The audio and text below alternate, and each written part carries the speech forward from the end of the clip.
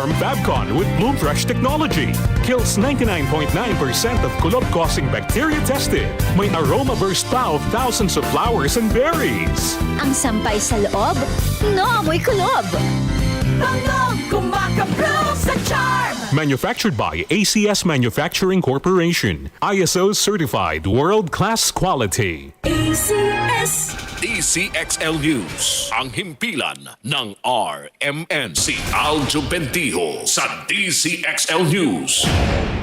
Okay, baka kausap natin ngayon si Congressman Terry Ridon, Bicol Saro Party List. Magandang umaga po. Merry Christmas din. Congressman Ridon, this is Aljo Bendio, RMN, DCXL 558. Magandang umaga. Merry Christmas po. Maraming salamat sa pagtawag. Ano po inyong reaksyon dito po sa isiniwalat ni Congressman Leviste dito sa insertion claims? Meron din daw kayong in-insert na pondo ho, sir?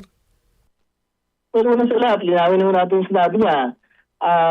Ang sabi niya, si Congressman Terry Ridon, merong 150 million insertion sa Camarines Sur. Sinabi niya yun kahapon sa dalawang malaking programa. Okay. Ang problema, hindi pa po congressman nang binuo po yung 2025 budget. Kasi binuo po ito ng 2024. So paano po ako makakapag-insert? Kaya ang sabi ko kahapon, fake news yan. Sinungaling. Si Congressman Leviste, dito po sa kanya pong paratang laban sa akin. Ano po kaya sa tingin ninyo motibo nito?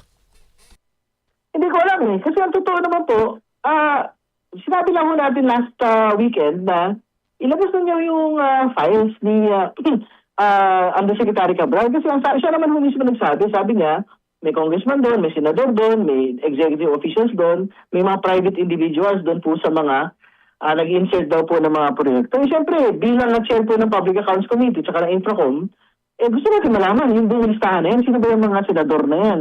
Sino yung mga congressman na yan? Sino yung mga private individuals na yan na nag-insert dyan po sa 2025 budget? Lalo tigit, 3 buwan na pa rin yung hawak yan mula September 4. Bakit ngayon lang yan pinag-uusapan sa panahon na patay na si Undersecretary Cabral na pwede mo kaisa-isang taong pwede authenticate. Dito po listahan po na yan. Kaya, hindi ko alam, no? Bakit po siya talaga biglang nagsabi ng fake news. Na ako din daw ay meron pong insertion. So, dapat ginawa ni Leviste yung pag-release ng mga dokumento agad-agad, no? Opo. At hindi na inantay pang mamatay si Maria Catalina Cabral. Parang ganon. Tama yun. Kasi nga, paano natin pagtitiwalaan yung po sinabi niya na hawak ko ni listahan kung yung tanging tao na makakapagsabi na totoo yung sinasabi ni Congressman Leviste, wala na po rito sa mundo.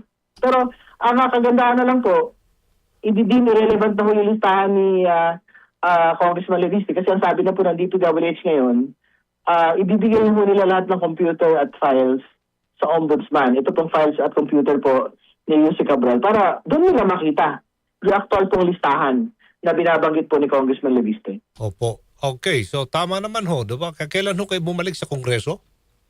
30 June 2025? Ito na po, June 30, 2025. Binuo yung budget, hindi ba katapusan po ng 2024. Hindi pa po tayo kongresista nun. So paano ang mangyayari na nakapag-insert tayo? You did not participate sa budget making process, ika nga.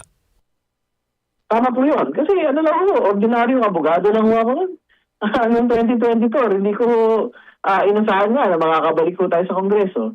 Hindi ba? So papaano tayo makakapag-insert ng mga proyekto sa Camarines Sur for 2025? Okay, sige po. May iba po ako, ano pong asahan naman dito po sa Quadcom? Namatay na ho si Congressman Acop? Alam po ninyo, siyempre tuloy po yung Quadcom 2 no, sa ilalim po ng 20th Congress. No? So, I think pinipinal na lang po yung schedule kung kailan po magdadaos po muli ng mga pagdinig. So hopefully makakapag-focus po tayo rin doon sa mga usapin halimbawa ng mga missing sabongeros, no? Dahil hindi pa naman tapos na usapin ito. So yun, hopefully pagbalik po natin sa darating pong taon, magkaroon na po ng mga bagong pagdinig. Ito po nga bagong Quadcom. At syempre, ang commitment naman po natin, talagang tuloy. Yung pong diwa ni Congressman Acop, no? Yung talagang kanyang very fierce na pagtatanong na wala akong grandstanding. Talagang straight questions and straight answers lang po ang kanyang hinihingi. Pero napaka-importante pa rin ito pong mga dokumento, complete list na hawak-hawak ngayon ni Leviste para po dito sa pagpapatuloy po ng inyong pagdinig dyan po sa House Infracom? Well, again, ang challenge ko talaga natin sa kanya, ilabas din na yan. Sabihin ko, nandyan yung pangalan ng kung sino man yung senador at kongresista, ilabas niya. Para ibig sabihin, para malaman natin, ayun pala yung binigay sa'yo ni Secretary Cabral, and then ibabanggaho natin doon sa kung ano man yung makita doon sa files ng ombudsman, no? Na i-turn over po ng DPWH sa kanila. Opo. Napakalaga sana ng testimonya ni Yusek Cabral tungkol sa 51 billion pisong flood control fund sa Davao? Malaking bahagi po yun, pero nagawa na ho niya eh. Yung testimonya po na yan doon sa Infracom hearings, no? Okay. Kung meron mo talaga siya inambag dito sa truth-telling sa bagay po na ito po yun. Yung po nga pag-confirm ng 51 billion. At syempre, makakorroborate po ito mga dokumento na po na makukuha po natin mula sa Davao City District Engineering Office. Syempre, kailangan lang ho natin malaman dyan, kamusta ho ba implementation? Ito pong mga proyektong ito, kung substandard ba itong ito? Kailan ho kayo nag-usap ni Cabral bago siya namatay? Hindi ko naman ho kaibigan, hindi ko ho nakakausap si Cabral. Doon po pagdinig lang Pagdinig. ng Infracom, no, noong September, na-interpellate po natin siya patungkol sa bagay po ng 51 billion po ni Congressman Paolo Duterte. Matapos yung kanyang una tuling pagdalo, hindi na po kayo nakipag-communicate sa kanya kung ano po talaga sa kabila ng mga mahalagang impormasyon na maaari sana niyang ibahagi? Hindi po. Hindi naman ho gawi ng Infracom at siyempre ng mga komite sa Kongreso na nagkakaroon po ng mga correspondences, no, doon po sa mga resource person. So, ibig sabihin, kung lumapit sana sila, hindi naman din ho sila lumapit, pwede mo natin i-discuss, no, yung po mga bagay na yan. Pero wala din naman ho silang approach sa committee formally para makausap ko siyang muli. Opo. Napakalaga sana nito, no? Yung mga files, maraming files na naglalaman ng mga proponent, mga pondo, lokasyon at iba pa mga malagang impormasyon ng mga flood control projects sa buong bansa. Ito pong iniwan ni Cabral. What will happen next, Congressman Ridon? Tuloy naman ho yung mga investigation. Investigation at pagkakaso, no, sa lahat po na ma-involved. Kailangan natin linawin na tumatakbo yung mga kaso kahit po hindi ho nag-cooperate si Undersecretary Cabral over the last 3 months. Ibig sabihin, ang totoo naman, makakapagpakulong naman ho yung gobyerno nang nakaasa lang ho doon sa mga implementing officers ng DPWH, katulad ni Yusek Bernardo, Henry Alcantara at mga tauhan niya, at yung pong mga kontratista para ituro yung mga proponents, no? Kung sino yung mga nakakuha po ng kickback dyan. Okay, sige po. Ano po ang mensahe ninyo? Baka nakikinig kayo si Congressman Leviste. Sir?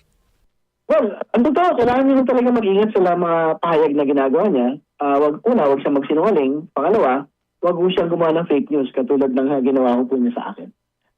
Maraming salamat po, Congressman Terry Ridon ng Bicol Saro Party List. Good morning po. At magandang umaga. Merry Christmas! Morning! Merry Christmas po. Thank you. Si Aljo Bentijo sa DC